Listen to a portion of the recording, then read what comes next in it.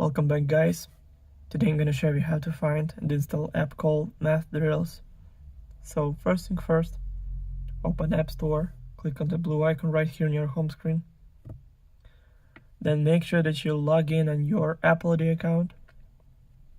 Then click on the search button right here.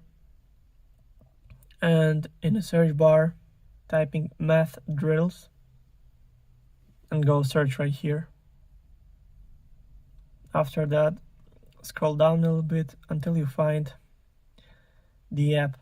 So click on that, then click Get, then Install, then confirm installation through Face ID or Touch ID or using password from your Apple ID account. So now it's all done. The app is only 2.1 megabytes. Also, all links will be in the description of this video. Hope you guys enjoy. Thank you for watching.